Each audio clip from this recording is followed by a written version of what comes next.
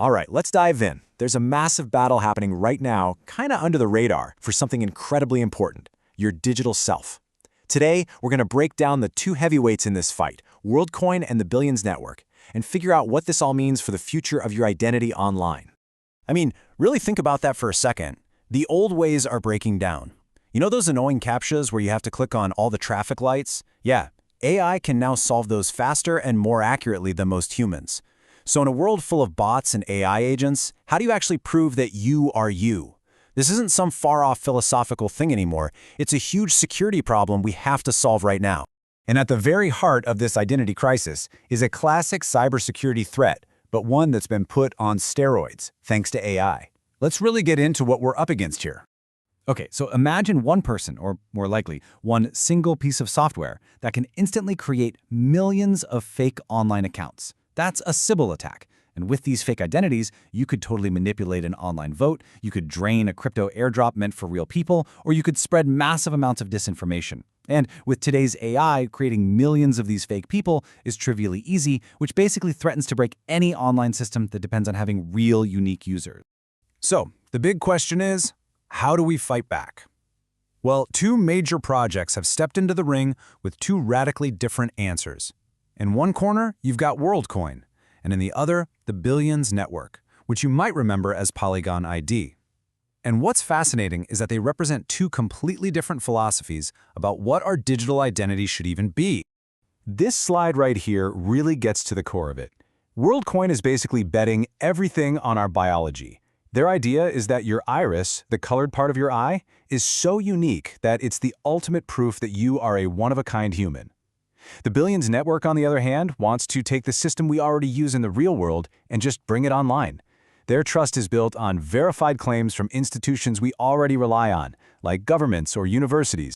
So let's look at how WorldCoin actually works. It's a very physical process. You have to go find one of their custom-made orbs. And this shiny chrome sphere isn't just a camera. It's packed with multispectral sensors to make sure it's scanning a real, living person and to confirm that your iris pattern is unique. Once it's verified you, boom, a private world ID is generated right there on your phone. It's literally linking your digital identity to your physical body. Now, the Billions Network uses something they call a triangle of trust. It sounds a little complex, but you actually do this all the time. So an issuer, let's say the government, gives you a digital driver's license. You, the holder, keep that safe in your digital wallet. Then, when a verifier, like a website, needs to know if you're over 21, you can prove just that one fact, without ever showing them your name, your address, or your actual birthday. Pretty neat, right? Now, you might be thinking, hold on, this sounds like I'm just sharing a whole lot of sensitive information. And you'd be totally right to worry if it weren't for this revolutionary piece of cryptography that both of these systems are built on. You could call it their secret weapon. And that technology is called zero-knowledge proofs, or ZKPs for short. And the classic analogy for explaining this is just perfect. Imagine you want to prove to someone that you have the key to a room. Instead of showing them the key, which they could then copy, you could just unlock the door in front of them and then lock it again. They know you have the key, but they learn absolutely nothing about what the key looks like. ZKPs are basically the mind-bending math version of that trick. ZKPs are so powerful because they're built on three rock-solid mathematical promises. First, completeness. If you're telling the truth, the proof will always work. Second, soundness. You absolutely cannot cheat the system with a fake proof. And the most important one, zero knowledge. This guarantees that the person verifying your claim learns nothing, and I mean nothing, except that your statement is true. They don't see your iris scan, just that you're human. They don't see your birth date, just that you're over 21.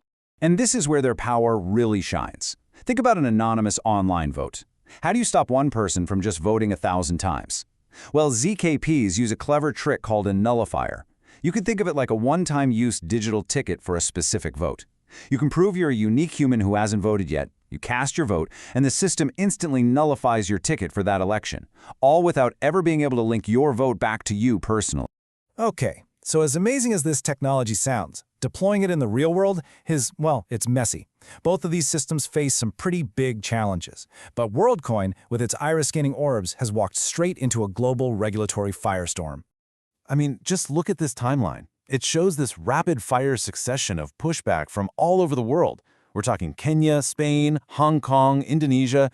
Data protection agencies across the globe have been sounding the alarm about collecting this kind of unchangeable biometric data, and it's led to suspensions, outright bans, and even court orders to delete everything they've collected.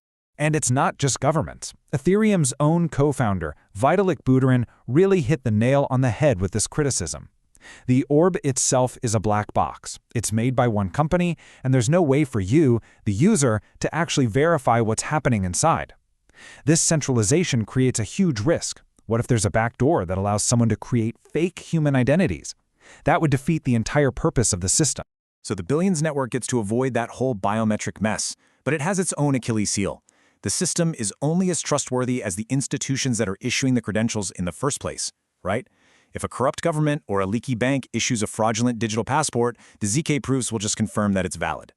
So the trust ultimately goes right back to the same centralized authorities that a lot of this Web3 tech was designed to get away from. But even with all these risks, the push for a solution is not slowing down. And that's because what's at stake here is nothing less than the future of online trust and governance. So let's talk about why this matters so much. This technology could completely reshape our digital lives. It could finally enable true one-person, one-vote democracy in online communities, breaking the model where the person with the most money has the most votes.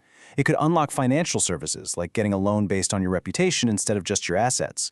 And maybe most importantly, it gives us a way to know if we're actually talking to a human or an AI, a problem that is only going to get bigger and bigger. So, if we boil down the core technical difference, it's really this. World ID is designed for one very simple job: proving you're a member of the big, global group of verified humans. It's basically a yes or no system. Billions, on the other hand, is way more flexible. It's designed to let you prove you have specific individual claims, like a diploma, a concert ticket, or that you're old enough to buy something. And this all leads to what many people think is the most likely outcome. These two systems might not be enemies forever. In fact, the future of our digital identity will probably be a hybrid. You might use a system like WorldCoin just once to create a fundamental proof of personhood. This is me, I'm a unique human. And then you'd use a system like the Billions Network for all your day-to-day credentials issued by institutions you already trust. So as we wrap this up, the big takeaway is that a verifiable private digital you is coming. It's not science fiction anymore, it's being built as we speak. So the question is no longer if it's going to happen, but how it's going to happen. Are we going to anchor our digital selves in our own unique biology?